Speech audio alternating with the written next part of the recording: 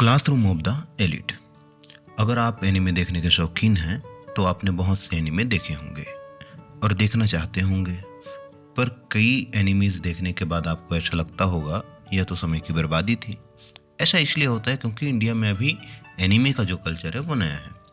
इस वजह से हमें जो भी एनिमे डब्ड मिलती है हम उसे बिना सोचे देखना शुरू कर देते हैं। इस वजह से हमारा समय भी बर्बाद होता है और फिर फ्रस्ट्रेशन अलग होती है।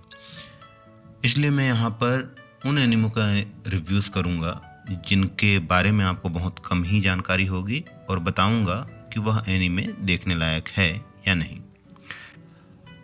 तो आज मैं आपको बताऊँगा क्लासरूम ऑफ द एलिट के बारे में, जो हाल ही में एनिमे लवर्स के बीच प्रचलित हुई है।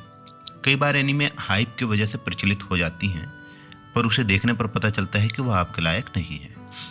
क्लासरूम ऑफ द एलिट के साथ भी यही सिलसिला है, जिसमें आप हाई स्कूल एज स्टोरी देखकर बहुत एक्साइटेड हो जाते हैं, पर जैसे ही अगले एपिसोड तक बढ़ते हैं कहानी इतनी स्लो लगने लगती है कि आपको उसे बीच में ही छोड़ने का मन करने लगता है।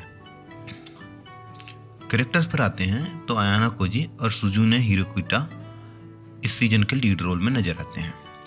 फिर वही किक्यो कोशिडा, केन सुडो और हिराटा नाम के कैरेक्टर्स भी स्टोरी में अहम किरदार निभाते हैं। इस सीजन विलन के किरदार के लिए रियोन काकेरू नाम के कैरेक्टर को जिम्मेदारी दी गई है। अब आते हैं प्लॉट पर। प्लॉट ऐसा है कि एक स्कूल है जहां पर स्टूडेंट्स सबसे मुश्किल एंट्रेंस एग्जाम देकर दाखिला पाते हैं। उस स्कूल की खासियत यह है कि वहां दाखिल हुए स्टूडेंट्स अपने ग्रेजुएशन तक घर बार दुनियादारी से दूर रहेंगे।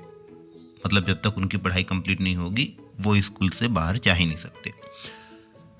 स्कूल से बाहर की दुनिया से उनका कोई नाता नहीं रहेगा। स्टूडेंट्स को खर्चा पानी भी स्कूल ही देगा। यह सब जानकर जाहिर है कि आपके मन में स्टोरी के प्रति एक्साइटमेंट बढ़ जाएगी। हम खुद दिमाग में सोचने लगेंगे कि कौन कौन सी घटनाएं होंगी या कौन कौन सी घटनाएं नहीं होंगी, आगे क्या होगा क्या नहीं होगा। पर आपकी एक्साइटमेंट आपके घर के बगल वाली नाली के साथ बह जाती है।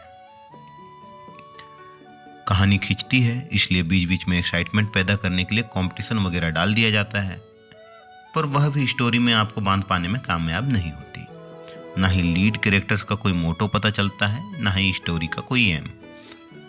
लीड कैरेक्टर को बेडेस दिखाने के लिए उसे बाकी कैरेक्टर्स से स्मार्ट दिखा दिया गया है, पर थोड़ा यूनिक रहे कैरेक्टर इसलिए उसको बाकी कैरेक्टर से अलग थलग भी रखा गया है। पर कहीं पर भी फील नहीं आती कि हम कोई स्कूल एज एनिमे देख रहे हैं, क्योंकि आप कहीं भी रिलेट ही नहीं कर पाते। तो अब आते हैं कि निष्कर्ष क्या निकलता है। पहला सीजन ऐसे ही बोर करता चला जाता है। सेकंड सीजन में कुछ कैरेक्टर्स बिल्डअप होते हैं जिन्हें देखकर लगता है कि हाँ, आने वाले सीजन में कोई खास चीज़ें होंगी।